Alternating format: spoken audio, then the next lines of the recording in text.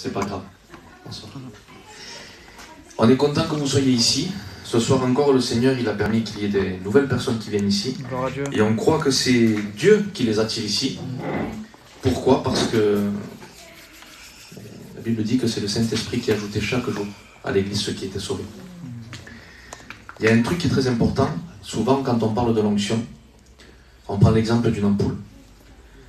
Lorsque Jésus est sorti du Jourdain, quand ils l'ont baptisé, dit qu'il a été rempli de l'Esprit, il a été poussé dans le désert, conduit dans le désert, et quand il en est ressorti, il a été revêtu du Saint-Esprit. Donc le revêtement est pour le service. Mais l'onction qu'il avait reçue a fait que la première chose qu'il a manifestée, c'est qu'il a attiré l'attraction qu'il y avait en lui. Lorsqu'il est rentré, la Bible déclare qu'un homme habité d'un esprit impur est venu se prosterner devant lui. Si vous prenez une ampoule, elle est claire. Si vous la touchez, vous vous brûlez. Elle est ardente. Mais aussi, elle attire. Si vous prenez une ampoule en été, tous les moucherons, tout ce qu'il y a de volatile, va être attiré par ça. Voilà ce que fait l'onction. Donc, ce n'est pas de la prétention, mais nous croyons que lorsque Dieu se trouve dans un lieu, alors des choses se passent. Amen. Amen. On va commencer à louer Dieu.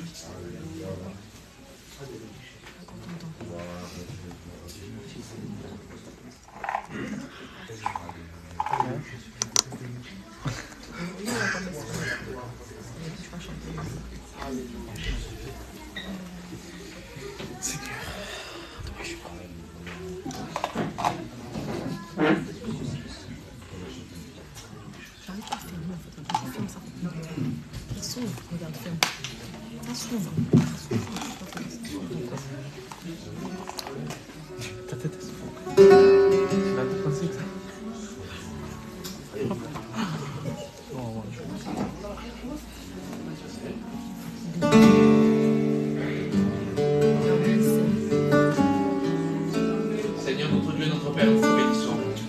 Et nous te remercions, Seigneur, parce que nous savons que tu es là. Et cela réjouit nos cœurs, Seigneur, et nous sentons en sécurité de savoir que Dieu le Père se trouve parmi nous. C'est celui qui prend soin de nous, celui qui prend sur nos cœurs brisés. Seigneur, merci parce que tu as décidé de faire du bien aux âmes dans cette soirée. Tu décides de communiquer une parole, Seigneur, de déblocage, une parole d'encouragement, une parole de renouveau, Seigneur. Nous croyons, Seigneur, que tu vas être conduit à attirer les âmes, Seigneur, à une intimité plus sincère qu'avant, plus proche et plus pure, Seigneur. Une intensité d'amour, Seigneur, que tu vas déverser dans les cœurs, au travers de la louange, de ta parole, Seigneur, des témoignages aussi, dans le nom précieux et glorieux de Jésus. Amen.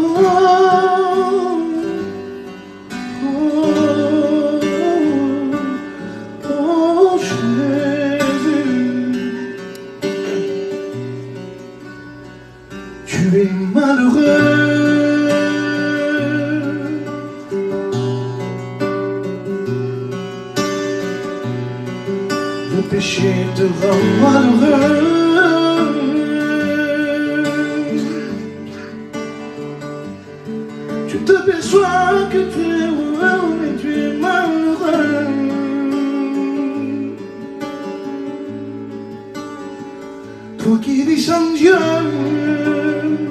tu es malheureux. Je vais te présenter le roi ressuscité. Il peut te donner la véritable paix. Il peut te donner de sa sécurité.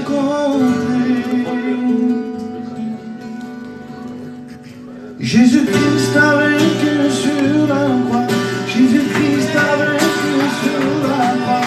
Il t'a tant aimé qu'il a donné sa vie pour toi.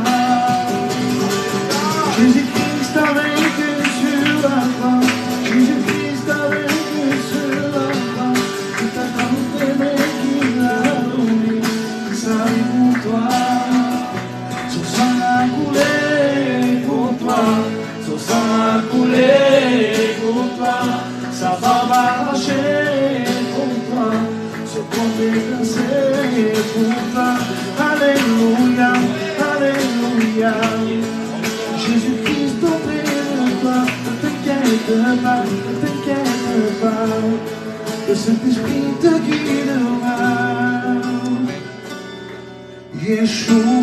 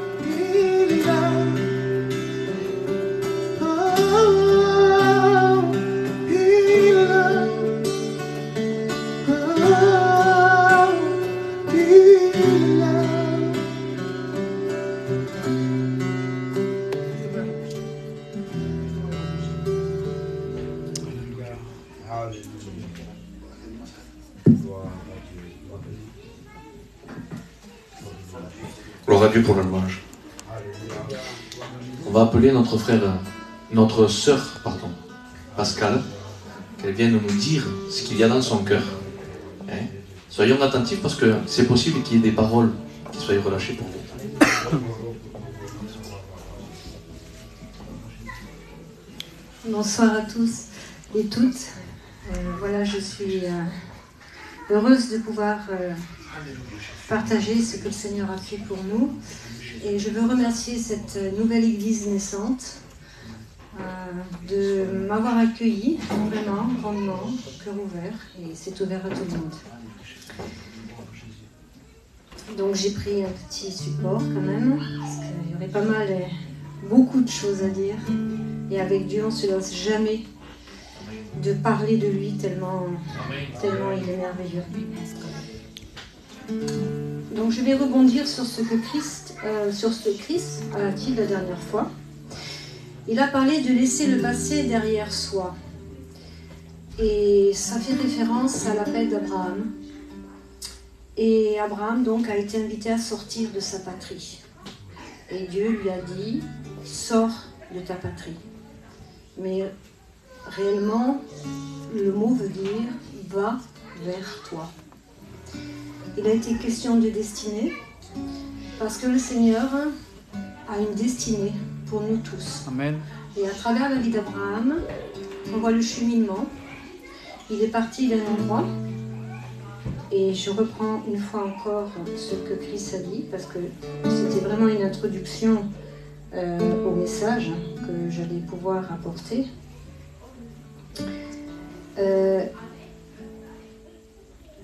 Voilà, c'est la réussite, c'est de regarder d'où nous sommes sortis. Abraham est sorti de Chaldée pour devenir le père de la foi. Nous sommes ses héritiers. Donc Dieu dit à Abraham, va vers toi. Ma vie a été très difficile. Dès le commencement, je suis née dans une famille de 10 enfants. Je n'ai pas été désirée, pas plus que les 9 autres. J'ai été un enfant battu. J'ai été une femme battue. Et avec l'excès de douleur, parce qu'à un moment donné dans ma vie, il y a eu un divorce, il a été question d'un divorce, et en même temps de l'assassinat d'une de mes sœurs. Donc la charge émotionnelle était telle que j'ai eu un choc et un trou noir pendant 6 mois. Ça a développé donc des crises de claustrophobie. Je ne supportais pas d'être enfermée, il fallait que j'ouvre à tout prix, parce que je hurlais toutes les nuits. Et en même temps, mon ex-mari, après l'annonce du divorce, quoiqu'il vivait encore à la maison, avait une maîtresse. Donc la douleur a été telle que j'ai pris conscience qu'en une fraction de seconde, j'aurais pu être une meurtrière. Et là, j'ai crié à Dieu. J'ai crié à Dieu parce que j'ai eu très peur de moi. Ça s'est pas fait tout de suite, il a fallu encore attendre 2 ans, semblait-il que je n'étais pas prête, ou alors peut-être trop endurcie, je ne sais pas. Mais c'est la prière de l'Église, et je veux dire ce soir que la prière de l'Église est une grande efficacité. Amen. Donc ma sœur qui est ici présente, elle cherchait Dieu, moi pas. Quoique j'ai fait des expériences à travers le catholicisme. Et donc elle était allée un dimanche à l'église. Et moi le lundi matin, première semaine de janvier 1993, alors que j'étais dans une grave dépression, la paix de Dieu s'est installée en moi. Au point qu'elle a été pratique, c'est-à-dire que je confectionnais des coussins, parce que je suis très manuelle, pour m'occuper aussi. Et j'avais l'habitude de bâcler. Voilà, il fallait juste occuper la tête, occuper les mains. Et ce matin-là, la paix est venue sur moi et j'ai défait tout mon travail. Et j'ai refait mon travail de manière bien ordonnée, correctement. Et là, j'ai dit, ça n'est pas moi. J'ai levé les yeux vers le ciel, je lui ai dit, je ne sais pas ce qui se passe, mais il se passe quelque chose. Et pendant 6 jours consécutifs, j'étais remplie de paix. Ma sœur me contacte le samedi, elle me dit, voilà, j'ai enfin trouvé.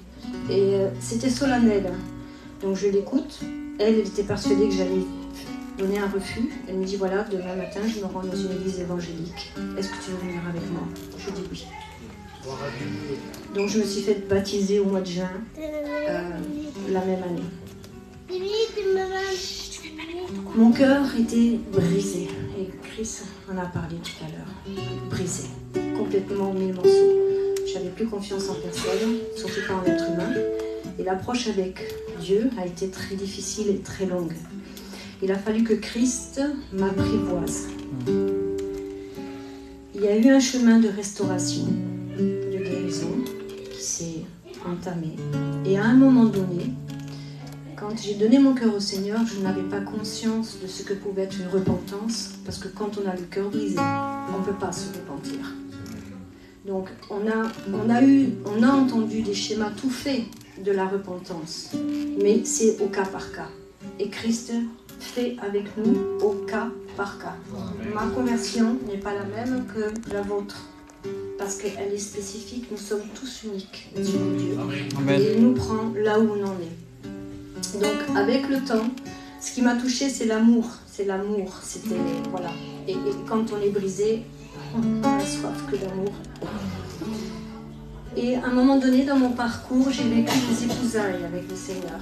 C'est-à-dire que c'était tellement fort qu'à un moment donné, c'était comme s'il m'avait passé lui-même l'alliance au moi. Et dans la continuité du parcours, il y a un texte qui m'a fortement frappé, c'est 2 Timothée 2,4. Un soldat ne s'embarrasse pas des choses de la vie s'il veut satisfaire celui qui l'a enrôlé. Donc, de mon départ, je n'étais pas une personne voulue, désirée. Cependant, dans les prénoms que mes parents m'ont donnés, il y avait là déjà toute ma destinée. Pascal, Evelyne. Pascal, c'est la Pessa juive, c'est-à-dire on sort de l'Égypte. C'est la sortie d'Égypte par le sang de l'agneau. C'est sortir du monde et entrer dans le royaume de Christ. Et Evelyne, la racine du prénom Evelyne, c'est Ève, celle qui donne la vie. Alors nous les femmes, nous donnons la vie physique, mais par l'Esprit de Dieu et par la prière, l'intercession, nous donnons la vie spirituelle. Donc sans savoir, déjà mes 2 prénoms étaient porteurs de la destinée que Dieu me réservait et que j'ignorais. À savoir qu'il aime beaucoup les rejetés et qu'il fait beaucoup de travail, un travail extraordinaire avec les rejetés. Aujourd'hui, il a fait de moi une adoratrice, Amen. Une servante et encore bien d'autres choses. Parce que, comme a dit Chris, rappelons-nous d'où nous sommes sortis. Alors, je reprends les paroles. Où nous en sommes aujourd'hui. Donc, je sais aujourd'hui où j'en suis, mais il y a encore à accomplir. Alors, la gloire est à lui. Amen. Gloire à Dieu. Gloire à Dieu.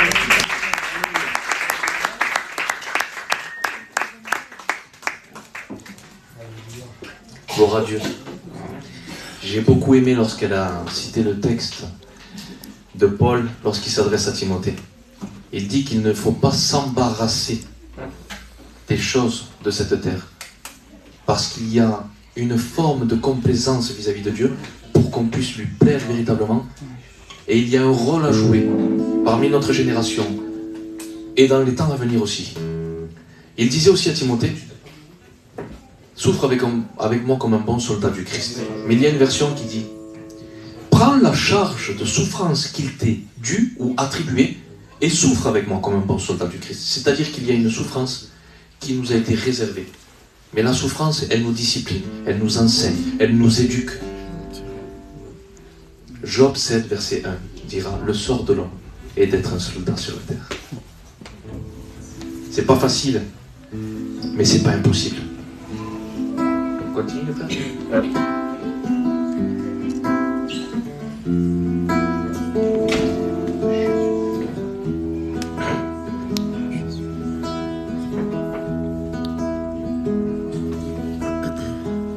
Espíritu de Dios.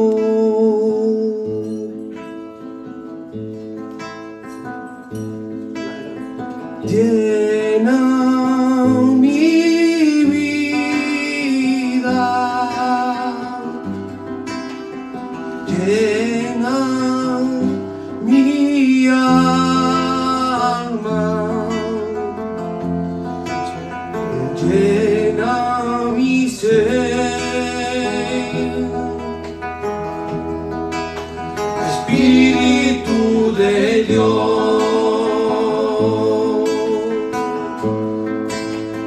llena mi vida, llena mi alma, llena mi ser, Espíritu de Dios, lléname, lléname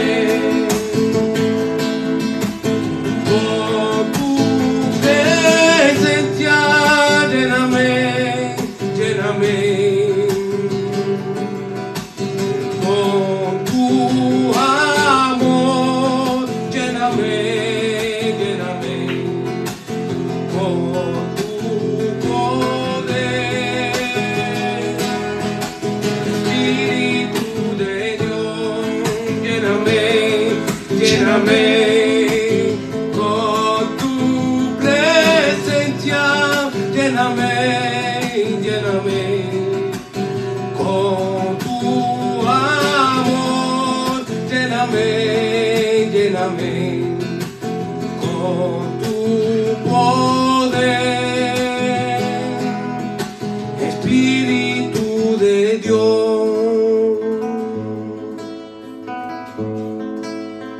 llena mi vida, llena mi alma, llena mi ser, Espíritu de Dios.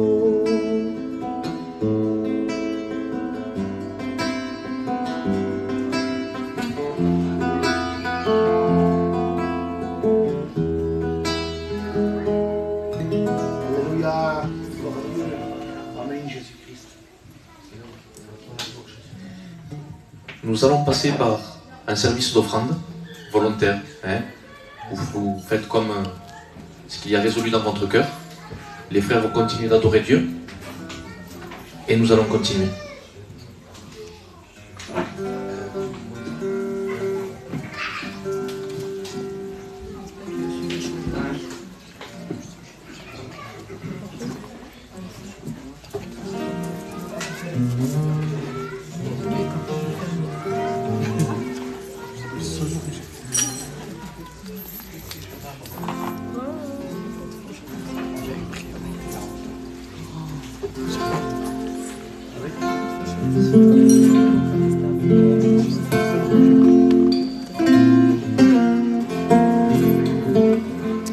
Quand je regarde autour de toi, je vois ta gloire.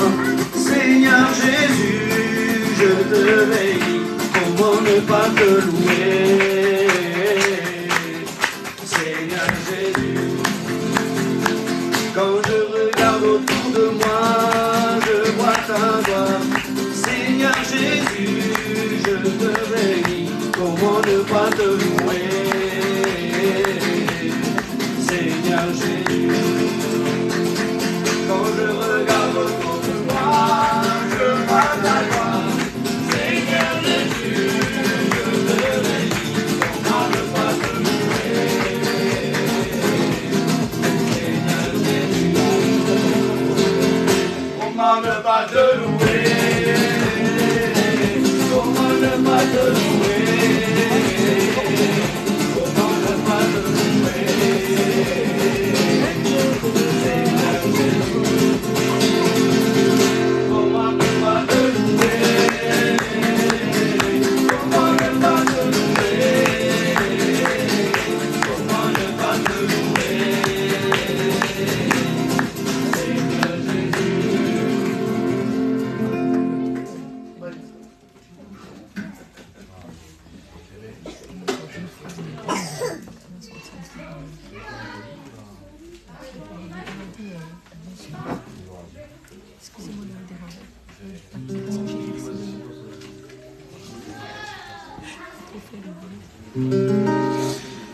Bon, on va laisser la place à mon frère jeune Tony. Hein, mon frère jeune? Que Dieu te bénisse.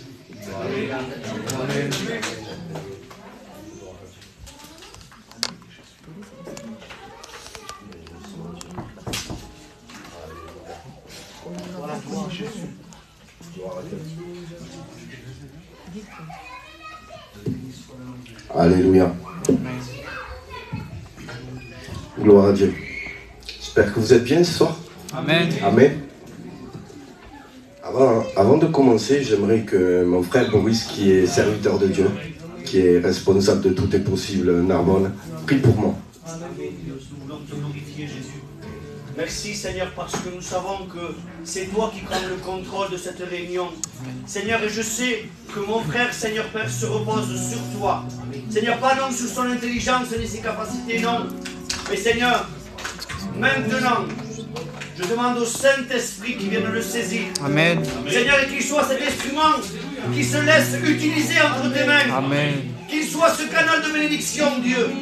Seigneur Père, oui, que nos cœurs soient labourés comme une bonne terre, prêts à recevoir la semence, Dieu. Alléluia. Que la parole vienne à nous avec grande facilité, à être gravée dans nos cœurs, Père. Je te bénis, Seigneur. Amen. Parce que tout ce que tu fais est bon. À toi la gloire, Seigneur. Alléluia. Gloire à Dieu. C'est un plaisir de vous accueillir.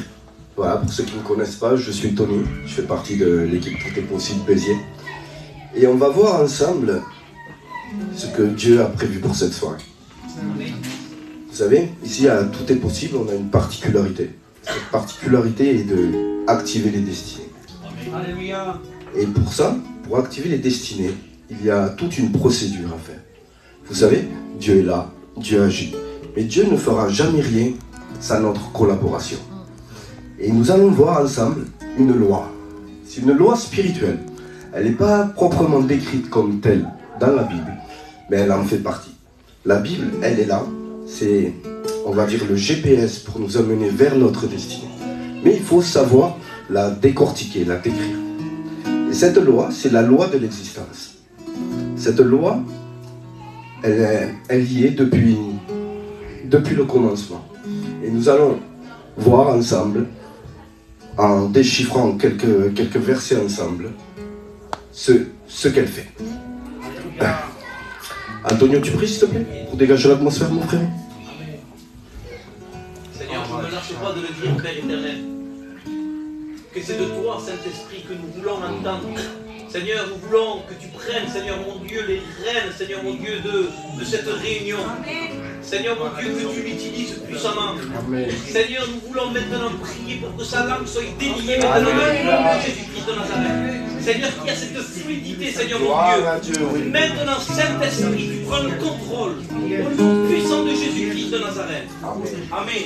Gloire à Dieu. Alors nous allons voir ensemble le premier livre de la Bible, qui est le livre de la Genèse, au premier chapitre et au verset 2. Il est écrit que l'Esprit de Dieu se mouvait au-dessus des eaux. Donc pour remettre tout en contexte, nous voyons que Dieu, avant la création du monde, avant qu'il dise que la lumière soit, nous voyons qu'il dit que le Saint-Esprit, c'est-à-dire l'Esprit de Dieu, se mouvait au-dessus des eaux. Donc tout cela pour dire quoi? Tout cela pour dire que avant qu'il se passe quelque chose, il y a quelque chose qui existait déjà. La création de l'eau, on n'en parle pas de la Bible. On ne dit pas Dieu créa les eaux. Nous voyons que les eaux existaient déjà. Je ne vais pas rentrer dans une théorie qui s'appelle... dans une théorie qui fait parler, mais bon. Voilà, on en parlera, je pense, la prochaine fois. Vous voyez que dans la création, Dieu fait quelque chose, mais il se sert de quelque chose qui existe déjà. C'est-à-dire que pour aller vers notre destinée, il faut que nous fassions un pas vers lui. Et si nous on fait un pas, lui il en fera 1000. Vous savez, Dieu n'est pas un génie. Des fois nous on dit oui, si Dieu le veut, ben, j'arriverai à faire un tel. J'arriverai à faire ci, j'arriverai à faire ça. Mais Dieu n'est pas le génie d'Aladin. Vous savez, des fois, on croit que Dieu, oui, bien sûr, il est tout-puissant. Il est omniscient, omniprésent, omnipotent. Mais Dieu est tellement respectueux du libre arbitre. On peut juste monter un peu plus le... S'il vous plaît. Alléluia. Merci. C'est parce que j'ai vraiment mal à la gorge. Bon, voilà. Comme je vous disais, Dieu est tellement respectueux du libre arbitre qu'il ne fera rien sans votre avis. Et quand on demande à Dieu de faire quelque chose, il va vouloir collaborer. Et ça, on le voit, nous allons aller dans le Nouveau Testament, dans Matthieu 14 au verset 17. Et nous voyons ici que j'aime ce passage. Nous voyons ici, il y a une foule qui est réunie et il se fait tard. Donc imaginez-vous la scène. C'est une foule qui est venue pour écouter le Seigneur. Et c'était en début de soirée, comme ça. Et le Seigneur dit, avant de renvoyer la foule, il dit, donnez-leur à manger. Et avant de donner à manger, les disciples disent, nous n'avons rien à donner. Et donc, ils font une quête. Et il s'avère qu'il y avait un jeune homme, et ce jeune homme a 5 pains et 2 poissons. Mais il y avait beaucoup de monde cette soirée-là. Et les 5 pains et les 2 poissons, c'était vraiment tout ce qu'ils avaient. Je ne sais pas ce que tu as ce soir. Peut-être tu te dis, j'ai rien à offrir à Dieu. J'ai prié, oui, ben, on peut prier. Je vous garantis que si vous faites que prier, et que vous ne mettez pas d'acte dans vos prières, cela ne sert de rien. Vous allez attendre vraiment longtemps. Mais par contre, si vous mettez le peu que vous avez entre les mains de Dieu, les 5 pains et les 2 poissons, ce n'est rien. Normalement, c'est ce qu'on donne à un orphelin. L'histoire hébraïque dit que c'est l'Église, que c'est le Sanhédrin qui est l'Église de maintenant, qui donnait ces 5 pains et ces 2 poissons. Donc, ce n'est vraiment rien du tout, mais Dieu, lui, Jésus, a rendu grâce et a multiplié ces 5 pains et ces 2 poissons, à tel point que les 5000 personnes qui étaient là, sans compter les femmes, sans compter les enfants, ont pu manger à leur faim, et ils ont mis en plus de côté 12 paniers.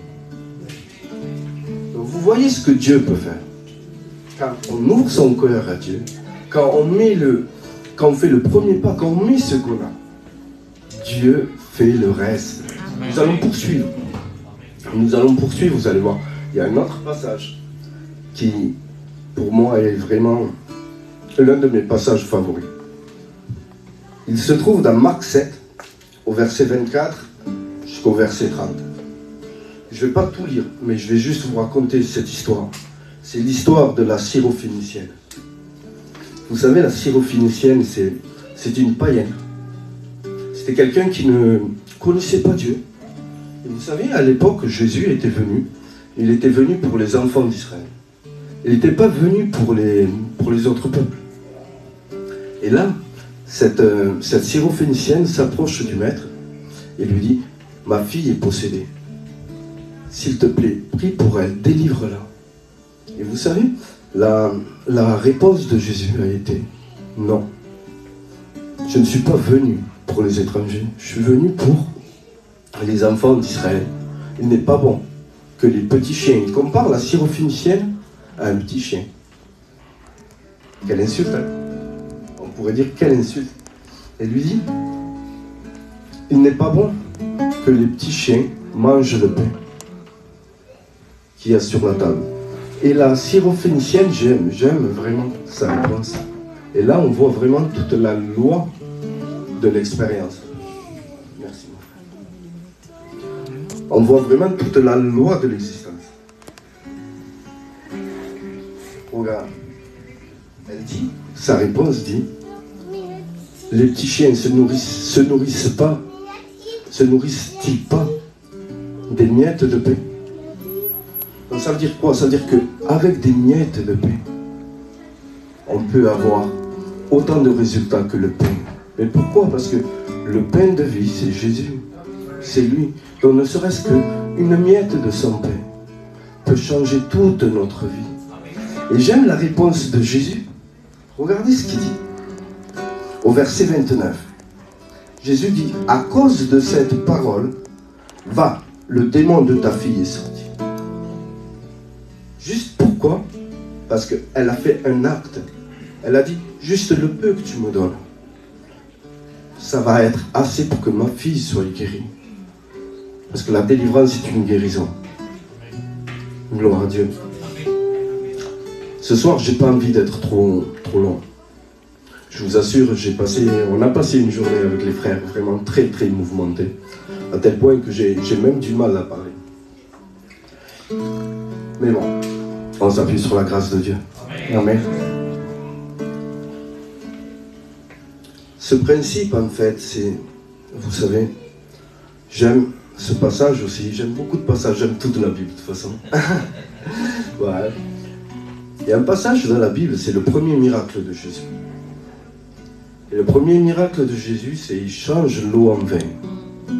Mais pour que l'eau soit changée en vin, on voit les 6 vases. Il faut qu'on présente à Jésus ces 6 vases. Et les 6 vases, vous savez, le numéro 6, ce n'est pas n'importe quoi. Jésus ne fait rien au hasard. Vous savez, le nombre 6 en numérologie, c'est le chiffre de l'homme. Donc ça veut dire que c'est la part de l'homme de présenter son vase. Le vase peut représenter notre corps, notre cœur, notre âme. Et il est dit dans cette histoire qu'il y avait une mesure d'eau. Donc qu'importe ce qu'on peut présenter à Dieu, je ne sais pas quelle est la mesure de l'eau dans ton vase. Peut-être c'est 1/4, 1/2, 3/4. Peut-être même 2 centilitres d'eau. Mais si tu les présentes à Jésus, lui il va le remplir et il va changer ton eau en vin. Amen. Et le vin est le symbole de la joie. Et la joie que tu vas avoir dans ton vase va impacter ton entourage. Et c'est le but d'un chrétien. Un chrétien n'est pas sauvé que pour lui. Un chrétien est sauvé pour pouvoir sauver d'autres personnes. Amen. Nous sommes tous des disciples de Christ. Et la parole de Dieu dit que le disciple est comme son maître. Donc, je t'en supplie, par les compassions du Christ, je ne sais pas comment tu as été ce soir.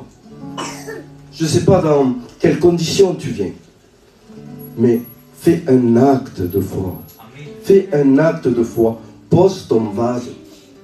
Pose ton vase afin que l'eau que tu as, cette eau stagnante, pardon avec le respect que je vous dois, je manquais de respect à personne, mais de l'eau qui stagne, ça sent mauvais. L'eau stagnante, elle a une odeur, c'est une odeur de mort. Mais le Seigneur peut changer cette eau stagnante en vin, en eau de vie. Et là, votre vie va être changée. J'ai vu des personnes qui sont rentrées dans ce lieu avec un visage triste. Des personnes qui avaient tout perdu. Je vous garantis, si on les regarde, on se dit, mais qu'est-ce qu'ils ont? Ils n'ont plus rien. Mais Dieu reconstruit. Amen. Si toi tu fais un pas, lui il en fera 1000 vers toi. Ah, à combien Dieu est bon. Dieu est bon. Alléluia. Alléluia. Ah, à combien je suis fier d'être chrétien. Vous savez, quand je me lève le matin, des fois je me lève et il n'y a rien qui va. Si je regarde avec mes yeux physiques, je me dis, wow, je ne me lève même pas du lit. Même pas, je me lève du lit, je me dis, on va encore repasser une journée comme ça. Avec les grèves, un gouvernement qui, bon, je ne veux pas faire de politique, mais bon, hein, voilà. Je me dis encore, on va se lever. Il va falloir essayer de trouver du carburant. Il va falloir ci, il va falloir là. Je me dis, mais c'est pas la peine. Et dès que je me lève et que je dis, mon Dieu, mon roi, merci pour cette journée. Il y a vraiment une paix qui arrive. Une joie qui arrive. Elle est là. Mais moi, je suis là.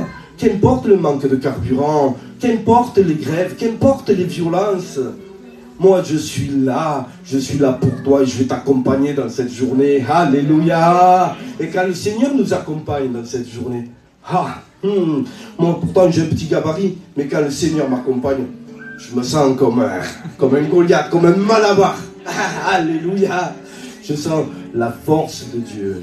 Et quand la force de Dieu est avec moi, alléluia, l'ennemi peut venir. Vous savez, l'ennemi est méchant. L'ennemi est rusé. Lui, il ne veut pas votre bien. Lui, il va dire, mais qu'est-ce que tu vas faire? Tu as aucune raison de te réjouir. Vraiment, tu ne vas pas y arriver. Regarde, tu pries depuis longtemps. Ça fait combien de temps que tu pries pour ta situation? Et rien ne change. Il te dit, regarde l'autre. Il vit une vie un peu tordue. Mais lui, il réussit.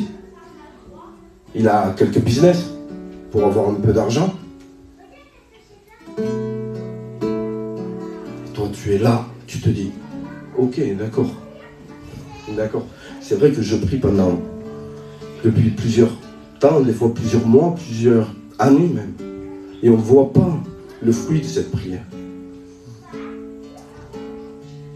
C'est normal. Parce que si on ne fait que prier, on ne verra aucun fruit.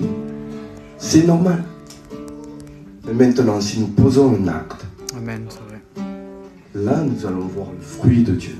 Poser un acte, c'est comme déblayer le terrain d'atterrissage pour que Dieu atterrisse dans nos vies, dans nos cœurs. Peut-être tu es arrivé à un point de non-retour. Tu te dis, je suis arrivé à un point de non-retour, je fais un dégât de moi. Vous savez, avant de me convertir, j'étais un garçon qui touchait beaucoup la drogue. Et j'étais arrivé à un point vraiment de non-retour. À tel point que mes enfants avaient peur de moi. Je n'ai pas vu mes enfants grandir quand ils étaient bébés. Pourquoi? Parce qu'il fallait que je me drogue. Tout l'argent du ménage passait dans la drogue, Boris. Je ne réalisais pas même si mes enfants avaient de quoi manger, si le frigo était plein, si ma femme avait de quoi payer les factures. Non. Il fallait que j'aille ma dose et puis voilà. Mais Dieu est bon. Amen. Un jour, j'ai mis Dieu à l'épreuve. Je ne conseillais pas Dieu. Et j'ai dit, Seigneur, si tu existes, agis. Et je vous garantis qu'il agit, il ne s'est pas fait attendre. Parce que Dieu n'est pas là pour nous faire attendre. C'est le Dieu du aussitôt. Quand le lépreux est venu devant Jésus, et que Jésus a étendu sa main, aussitôt il fut guéri. Dieu peut changer les situations comme ça, un claquement de doigts. C'est Dieu, il est tout puissant. Il est tout puissant. Alléluia. Un autre aspect de Dieu, c'est celui qui réunit les couples brisés. Alléluia. Quand un couple est brisé, peut-être tu ne t'entends plus avec ta femme, avec ton conjoint. Peut-être que vous cohabitez dans la maison, mais vous ne pouvez plus vous supporter. Son odeur, tu la supportes plus. Son regard, tu le supportes plus. Son intonation de voix, tu le supportes plus. Mais crois-moi, si tu fais un acte aujourd'hui, il va reconstruire ton foyer. Et un foyer avec Dieu, je vous assure, même s'il a du peu, financièrement parlant, mais il va impacter son environnement. J'ai aimé le témoignage de Pascal. Elle a fait une petite référence à Abraham. Je vais vous donner une petite expérience que moi et mon épouse on a vécue avec mes enfants. C'était en 2018. On était encore à Arles. Et ma femme reçoit un mot. Et ce mot, c'était: j'ai mis devant toi une porte que nul ne peut fermer. Et moi, dans la même journée, ou quelques jours après, je reçois un mot. Et ce mot, c'est l'appel d'Abraham. Quitte ta famille. Quitte la maison de ton père. Quitte ta patrie. Et là, je me dis, waouh, C'est beau, c'est vrai que c'est beau.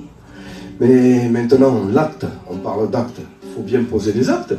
Et moi, à ce temps-là, en 2018, j'habitais dans un quartier qui était pas mal, c'est-à-dire qui était bien réputé. Le frère Pacha est là, c'était à Gimont.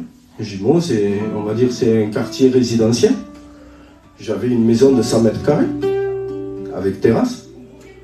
À l'époque, j'étais moniteur éducateur, donc j'avais un emploi. Je gagnais bien ma vie. Et le Seigneur me dit, lâche tout. Je me dis, wow, ok Seigneur. Bon, on a fait confiance au Seigneur. Et nous voilà à Béziers. J'arrive à Béziers, mais dans un autre quartier. On va dire que c'est pas pareil. Je me retrouve à Penta-les-Oiseaux. Je ne critique pas, hein, c'est bien, mais bon, c'est pas les mêmes prestations, on va dire. Et dans 100 mètres carrés, je me retrouve dans un 58 mètres carrés à 6, avec un 2 chambres. Je me dis, waouh, Seigneur, ok. Et d'une certaine somme d'argent, je me retrouve à 600-800 euros par mois pour tout payer et passer le mois. Je me dis, ok Seigneur, bon, c'est pas grave. C'est pas grave. Je vais voir des frères. Tu m'as appelé là, c'est vraiment pour faire une œuvre. Pendant un mois, je ne suis pas allé à l'église, je n'ai pas vu aucun frère. Je me dis, ok, d'accord. Un mois après, je vois des frères, ils m'invitent à la réunion. J'y vais. Pendant à peu près un an, j'essaye de m'intégrer dans cette église. Impossible. Impossible de m'intégrer. C'était pas ma place, je ne trouvais pas ma place. Mais Dieu a fait qu'il y avait un frère. Et je bénis Dieu pour ce frère. Je ne vais pas citer son nom parce que bon, je n'ai pas envie qu'il ait des problèmes. Mais ce frère m'a ouvert les yeux et l'esprit à ce qu'était vraiment la vie de l'esprit. Ce qu'était vraiment une vie chrétienne. Et vous savez, Dieu a rétabli toutes choses. Maintenant, j'habite dans le centre-ville. Mais pareil, dans un quartier résidentiel. J'ai une maison d'à peu près 100 mètres carrés, avec une terrasse de 20 mètres carrés. Gloire à Dieu. On continue. Amen. Ensuite, il est venu le temps où le Seigneur me connecte avec les frères, avec Christ, Antonio. Pareil. J'étais dans cette résidence, j'étais médiateur social. Donc c'était encore un poste, c'est que je gagnais très bien ma vie. Avec un CDI à la clé. J'étais à 15 jours de signer le CDI. Et le Seigneur me dit, j'ai d'autres plans pour toi. Tu ne vas pas signer le CDI, tu vas démissionner. Je dis, non Seigneur, c'est pas possible. Démissionner encore, ça recommence. Oui, j'ai d'autres plans pour toi, tu vas démissionner. Ok, d'accord, donc j'essaye de voir avec mon directeur, je pose ma démission, le Saint-Esprit était à l'œuvre, on a pu s'arranger, on a pu faire une rupture conventionnelle, donc bon, j'ai pu avoir mes prestations sociales, donc c'est pas mal. Et ensuite, une fois que j'ai lâché le travail, j'étais dans une église où c'est que j'ai été formé. Et cette église, elle me tenait à cœur parce que bon, il y avait des frères qui avaient pris soin de moi. Et là, le Seigneur me dit, quitte ton église. Wow, Seigneur, le travail. Maintenant, l'église. Seigneur, qu'est-ce que je vais faire maintenant? Et le Seigneur me dit, tu as confiance en moi? Je fais oui. Il me dit, pose encore cet acte. Quitte ton église. Je prends rendez-vous avec le pasteur. J'explique mon cas. J'explique ce que le Seigneur m'avait dit. Dieu dispose le cœur du pasteur. Il me dit, tu as ma bénédiction. Mon père spirituel prie pour moi. Il dépose sur moi des grâces. Et on continue comme ça. Ensuite, voilà, avec les frères, nous rencontrons les frères de Narbonne. À tout est possible. Et de là, voilà, tout est parti. La fameuse histoire a commencé, la fameuse chevauchée spirituelle a commencé. Et maintenant, nous rentrons dans le ministère Demain, nous partons pour une session d'études bibliques à Paris. Donc vous voyez un peu, si je n'aurais pas obéi, c'est pas que je suis plus que quelqu'un d'autre, non, loin de là. Ce qu'il y a, c'est que je sais le Dieu que je connais. Vous savez, quand, aux yeux humains, quand on perd quelque chose, on se dit, on perd, c'est fini. Et Dieu ne marche pas comme ça. Quand nous, on perd, on gagne avec Dieu. Alléluia. Donc ce soir, je ne vais pas aller plus loin. Mais je vais juste vous demander, si vous le voulez, de poser un acte. Si vous voulez poser un acte, on va faire un appel avec les frères.